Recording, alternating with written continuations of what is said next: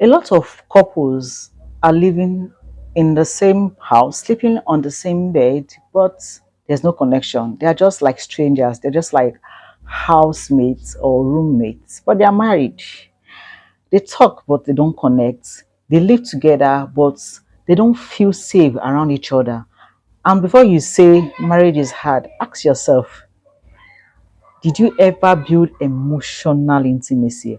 Or did you just jump up from dating to doing life together? Was there an emotional connection? This is the reality of most marriages today. So I'm here for you, newlyweds, especially newlyweds, because you're getting into marriage, you've never been married before, or even if you have been married before, you might not want to make the mistake you made in your previous marriage, but now you are assume that you are a novice in this game. So if you cannot build emotional intimacy at the initial stage, it's going to get difficult. And with time, you will grow apart and begin to live as roommates instead of couples. And marriage is not that hard. So let me show you how to build real emotional intimacy with your spouse. Not surface talk, oh, not small gist, not gossip. The type that makes you feel seen, that makes you safe, that makes you feel loved, that makes you understand and know that I got this person, got me. I have this person, as in he or she is my go-to person. I know if the whole world fails me or turns their back against me, this person will stand for me gidigba. That is what building emotional intimacy with your spouse means. Now, number one, you need to create a safe space for vulnerability. You need to learn how to create that safe space for your partner to be vulnerable to you. If your partner opens up to you, if your partner says some things that you feel not right, and you use it to attack them later, probably during a conversation or during a quarrel or during a conflict, intimacy dies gradually.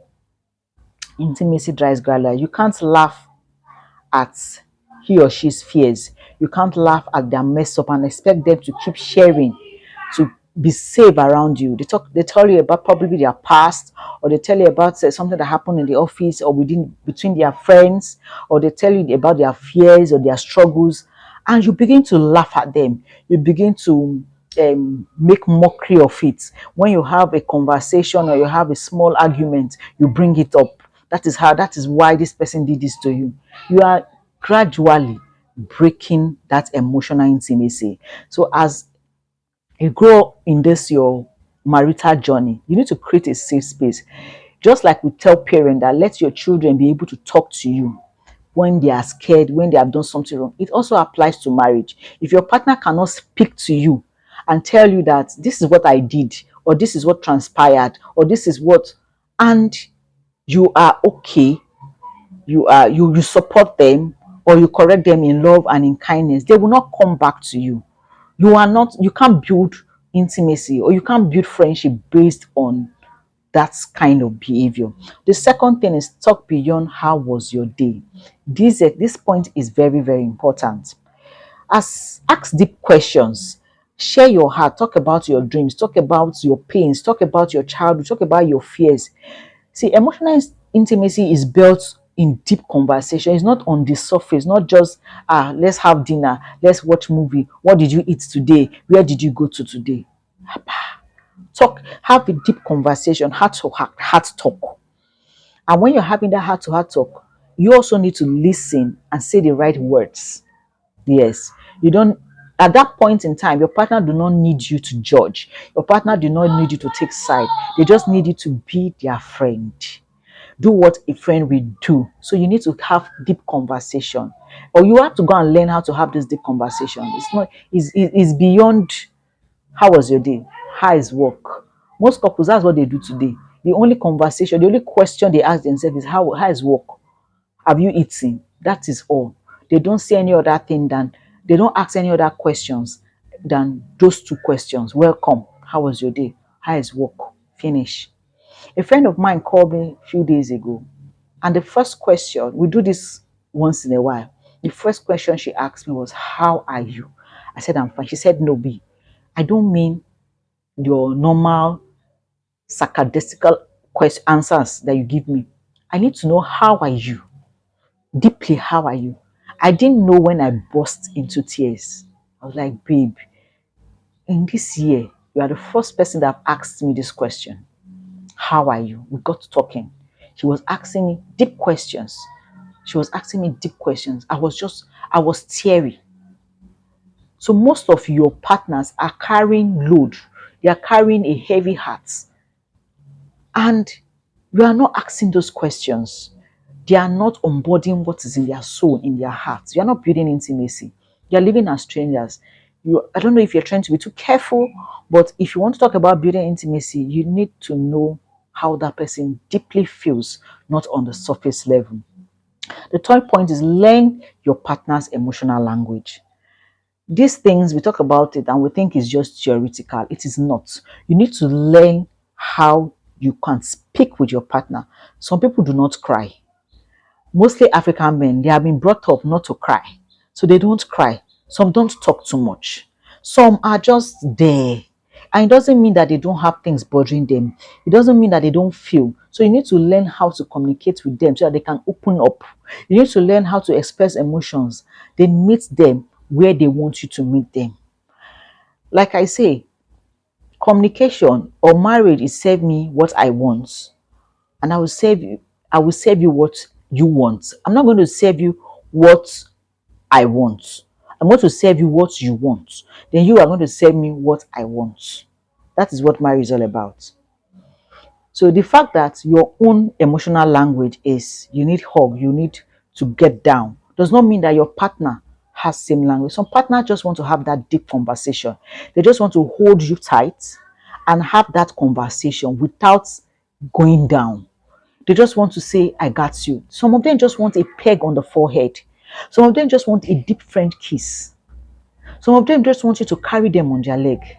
Some of them just want you to hold them every morning and say, I am here for you. So you need to learn what your partner's emotional language is. If it will take you time to learn, ask them. Ask them the question, what would you really feel that I do for you? Do you appreciate I give you a kiss every morning? I give you a hug. I tell you I love. Ask them, and I can tell you a fact that what you will hear, you'll be surprised that you are not doing anything. You are just doing what you feel is the normal thing to do in marriage. Another point is listen to understand, not to win. Listen to understand. Most partners listen to react or to tell you what you have not done right or to tell you what you have done wrong, what you should have done. Don't feel that way. No, it is my feeling. It is your partner's feeling, not your feeling.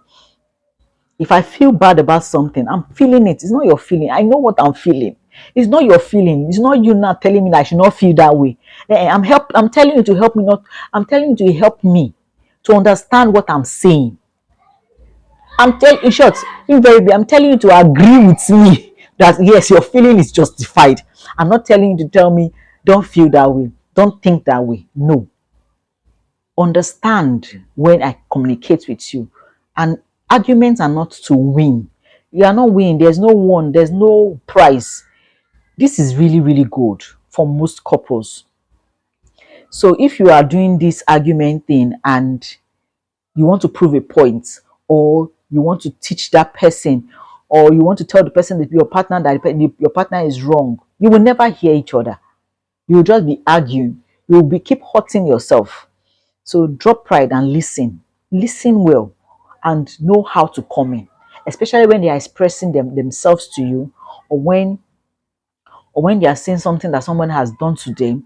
I watched one video about one influencer who called her husband and was talking to her husband what happened at work. And the husband was like, no, you should have done it like this, don't like this. She just got angry and cut the call. That was not what she needed at that point in time. She needed the guy to assure her that everything is going to be fine. She needed the guy to tell her that don't worry, just give it some time. She didn't need the guy to start instructing her on what to do and what not to do. So my last point is be emotionally honest. Be emotionally honest. Stop bottling up things. Stop this I am fine kind of a thing when you are not. Stop saying we'll be all right. Say what you feel respectfully. See, hiding your emotions is not strength. It is slowly damaging you. Say what you feel. air it out, let it go. Even if your partner doesn't receive it or does not give you the same energy, but it's better that you have said it. You have said how you feel. And if you have built intimacy over the years, your partner would sit one day and think about it. She said this and want to keep adjusting, or he said this and she want to adjust to what you have said. So bottling up things and saying I am fine, I'm all right. When deep down there, you know you are not doing well. You know that you are in pain. You know that you are angry. You know that in short you feel like breaking your partner's head, but you're always saying you are fine. Girl, you are not fine. Guy, you are not fine. Say how you are feeling. Say this is what I am feeling. I feel that you don't love me. I feel that you don't trust me. I feel that you are not supportive. Say it in a respectful manner. Say how you're feeling, because your partner is not a soothsayer, is not a witch that would know how you feel. If you do not communicate how you feel, your partner can never know how you feel. So emotional intimacy is not automatic. It's not something that once you get married it should be there, or just because you say I love this person the person should know. No, it is something that you build intentionally. It's something is an action word. It is built daily with efforts. It's built with patience. It's built with grace. So you can have a marriage that feels like friendship, that feels like home. You can have a marriage that feels that you feel that this person got me. You can have a marriage that said, I feel peace in this home. I feel peace with this person, no matter how chaotic the outside world may be. But when you come home, you know that when you are talking, this person relates with you. This person understands you. This person knows how you feel. This person is going to listen to you. However, I'd love to hear your opinion in the comment section. I remain Talk with B, a relationship and marriage coach. Please kindly subscribe to my channel.